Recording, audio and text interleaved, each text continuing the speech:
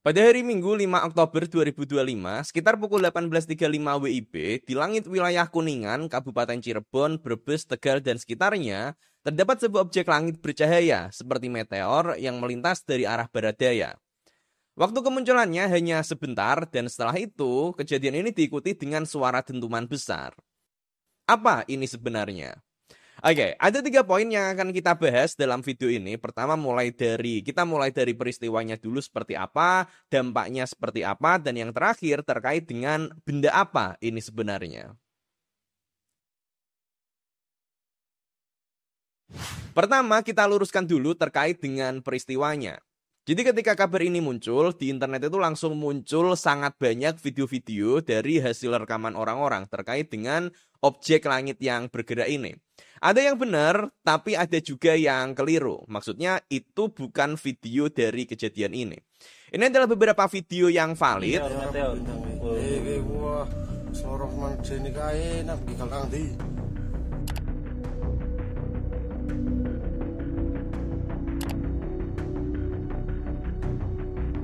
Dan ini adalah beberapa video yang tidak benar.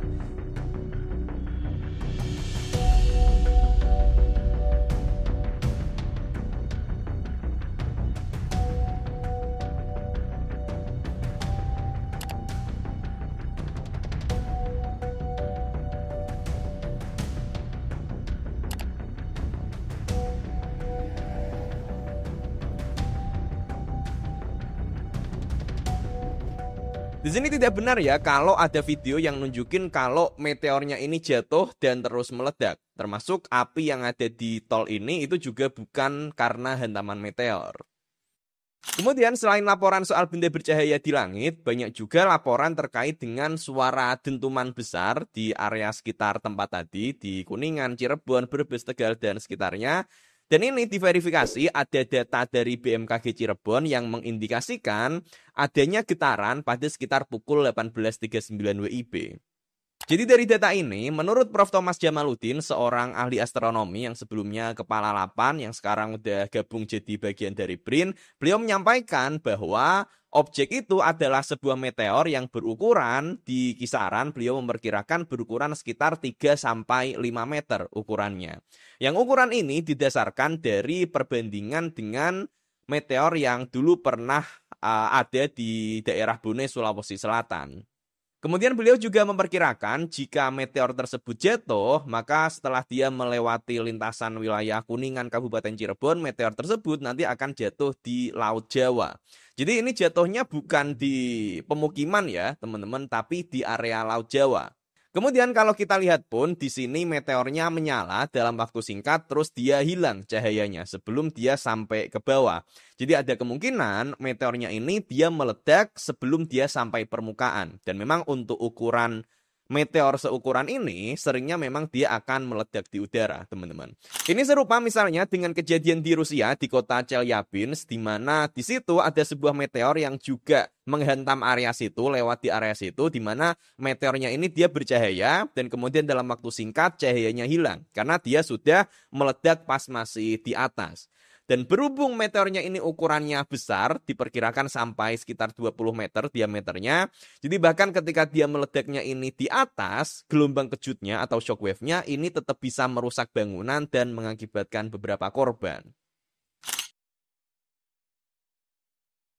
Terkait dengan dampak dari meteor yang melintas di area Cirebon dan sekitarnya ini tidak ada dampak apa-apa ya teman-teman. Karena memang untuk meteor ini dia tidak jatuh di area pemukiman warga. Dan kasus meteor yang jatuh ke bumi ini adalah hal yang sangat-sangat wajar terjadi ya teman-teman. Di mana para ilmuwan memperkirakan setiap harinya, sekali lagi ini setiap hari, ada sekitar 48,5 ton meteoroid, bahan dari meteor yang dia masuk ke bumi.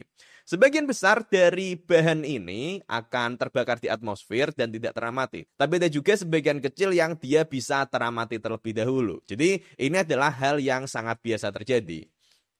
Ini adalah data dari NASA, jadi nggak semuanya ini berhasil dideteksi dan datanya ini pun juga nggak real time. Jadi untuk kasus meteor Cirebon ini belum ada datanya di sini. Ini adalah untuk data dari tahun 1988 sampai 2025 dan di sini bisa kita lihat ada sangat banyak kasus meteor yang bisa teramati, yang sangat terang. Yang di sini disebutnya adalah fireballs. Jadi ada beberapa istilah kalau kita menyebut terkait dengan meteor ini, teman-teman. Pertama adalah meteoroid, yang ini adalah bendanya itu sendiri sebelum dia masuk ke atmosfer. Kemudian untuk meteor secara definisi dia maksudnya adalah jalur dari cahaya ketika meteoroid ini masuk ke atmosfer dan terbakar. Jadi yang kelihatan itu meteor. Kemudian ada fireballs, yang mana fireballs ini adalah meteor yang sangat terang, lebih terang dari planet Venus. Dan kemudian ada bolide, yang bolide ini adalah fireball, meteor yang sangat terang tadi yang kemudian dia meledak di udara. Nah, datanya di sini yang ditunjukkan adalah untuk fireballs, dan ini ada sangat banyak ya kasusnya, teman-teman. Termasuk kalau kita lihat di Indonesia, ini juga ada beberapa record dari datanya NASA yang pernah terjadi di sini.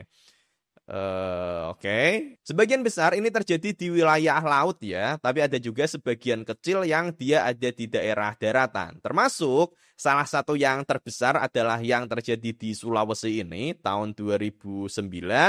Kemudian ada juga di daerah sini dekat Kalimantan ada juga. Dan kalau kita perhatikan, sebagian besar energinya ini termasuk kecil, teman-teman. Kecuali yang paling besar yaitu ada di daerah Rusia ini tadi. Yang ini paling besar seenggaknya yang pernah teramati secara langsung di dunia modern sekarang. Kalau sebelum-sebelumnya mungkin juga ada yang pernah, yang lebih besar lagi bahkan, tapi mungkin nggak ada recordnya, teman-teman. Kemudian kalau kita kembali ke kasus meteor Cirebon ini, ada beberapa ahli yang sudah menyampaikan perkiraannya. Ada Pak Marufin Sudibyo dan Pak Thomas Jamaluddin, ahli astronomi yang sudah menyampaikan. Diperkirakan oleh Pak Marufin ukuran minimal dari meteornya ini adalah 1 meter dengan kecepatan sekitar 15 meter per detik. Kemudian oleh Pak Thomas Jamaluddin ukurannya diperkirakan antara 3 sampai 5 meter. Nah, kemudian dari data ini coba aku ambil datanya, kemudian aku coba simulasikan, teman-teman. Kita akan nyoba mensimulasikan di website ini. Ini adalah simulasi asteroid launcher. Jadi kalau ada sebuah asteroid yang kemudian menghentam ke bumi, kira-kira dampaknya akan seperti apa? Contohnya, ini ngasal dulu aja. Belum aku setting dengan parameter yang tadi. Misalnya ini di New York ya, teman-teman. Nah, ini dampaknya kalau di New York dengan ukuran asteroid sebesar ini tadi, ini masih ngasal ya, belum sesuai yang ada di Cirebon, dia dampaknya adalah seperti ini. Kemudian kalau kita coba di daerah Cirebon tadi, Tegal dan sekitarnya dengan ukuran yang diperkirakan, aku agak nggak enak bikin simulasinya, teman-teman. Karena aku pakai kaos ini. By the way, kalau kalian mau kaos ini juga, silahkan bisa langsung beli aja, teman-teman. Ada keranjangnya di sini atau bisa juga linknya ada di deskripsi. Silahkan. Kita coba simulasikan di sini. Meteornya sendiri dia bergerak dari arah barat daya lewat daerah sini, kemudian jatuh. Kalau jatuh di area Laut Jawa, katakanlah di area sini misalnya, teman-teman. Dan ini kalau kita luncurkan meteornya,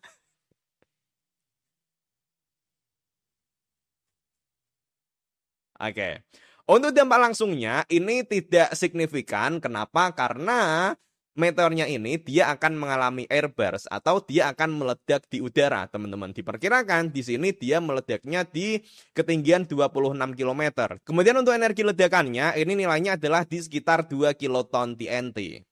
Kemudian kalau kita nyoba untuk jatuhin ini di daerah daratan, ini nyoba aja ya teman-teman untuk melihat dampaknya. Misalnya di daerah sini deh misalnya.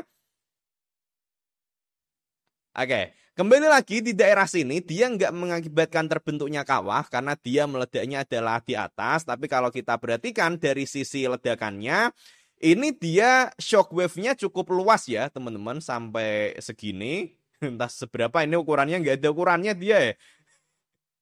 Dan untuk suara dan juga untuk cahayanya pasti bisa diamati dari lokasi yang lebih jauh lagi teman-teman. Yang pasti untuk ukuran dari meteor ini, begitu juga dengan dampaknya, ini lebih kecil daripada kasus meteor yang terjadi di Sulawesi tahun 2009. Yang mana untuk kasus di Sulawesi ini diperkirakan ukuran dari meteornya adalah sekitar 5-10 meter. Makanya dia masuk ke kategori super bolide. Bolide tadi adalah meteor yang dia meledak di udara dan kemudian karena ini super bolide berarti dia energinya lebih besar. Gampangnya seperti itu. Kemudian kita masuk ke poin yang terakhir, yaitu terkait dengan benda apa ini sebenarnya. Terkait dengan benda apa ini sebenarnya, maka di sini ada dua kemungkinan. Antara meteor ini adalah berupa batuan luar angkasa atau dia berasal dari sampah antariksa. Kalau untuk kemungkinan sampah antariksa, ini kemungkinannya sangat kecil karena kalau kita melihat ke data orbit satelit yang re-entry di area waktu dan tempat sekitar kejadian, satu-satunya kemungkinan satelit yang lewat adalah satelit ini, teman-teman, yaitu Starlink 1238, yang ini memang dia diperkirakan akan terbakar di atmosfer, akan jatuh. Yang ini diperkirakan tanggal 5 Oktober ini. Hanya saja diperkirakan satelit Starlink 1238 ini dia sudah jatuh di area ini di sekitar pukul 8 UTC atau sekitar pukul 3 sore berarti WIB. Kemudian kalau dilihat dari lokasi trajektorinya, kalaupun misal dia masih bisa jalan sampai sini, ini lokasinya cukup jauh dari lokasi yang teramati di daerah Cirebon sini, teman-teman. Ini adalah data dari Joseph Remis. Jadi dari sini, kalau kembali lagi ke kemungkinannya, lebih besar kemungkinannya adalah ini berasal dari batuan luar angkasa. Kemudian dari sini muncul pertanyaan, apakah meteor ini terkait dengan fenomena hujan meteor drakonit yang memang sedang terjadi di area rentang waktu sekarang?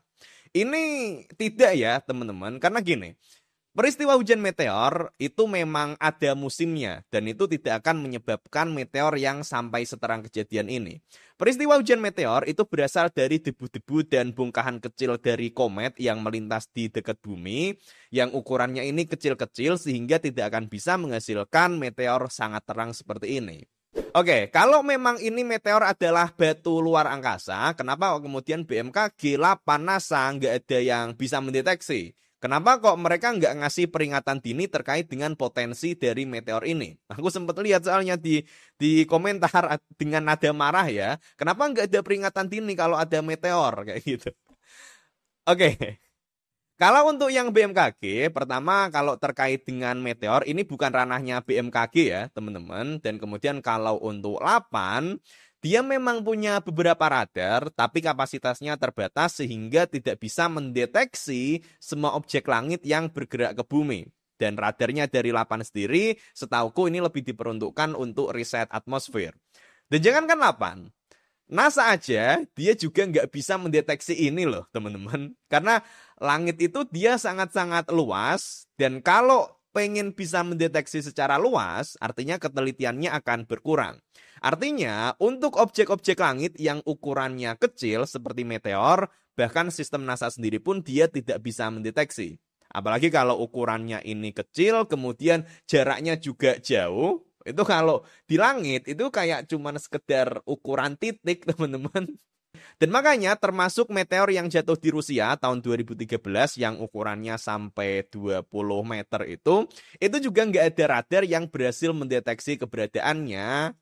Baru kalau ukurannya ini cukup besar, misalnya di diameter 1 kilometer, nah itu NASA udah bisa mendeteksi, teman-teman. Kalau ukuran di bawah itu sangat-sangat sulit. Ibarat kita lihat langit, kemudian deteksi titik. Jadi susah intinya, teman-teman. Oke, demikian teman-teman untuk video ini. Semoga bisa cukup menjelaskan. Kalau ada yang mau menambah atau mengoreksi, silahkan komen. Teman-teman, di sini aku bukan seorang ahli dalam bidang ini, cuma sekedar antusias saja. Dan kalian bisa merujuk ke informasi yang lebih akurat, misalnya dari Prof. Thomas Jamaluddin atau Pak Ma'rufin Sudibyo tadi, dan lain sebagainya. Demikian untuk video ini. Terima kasih.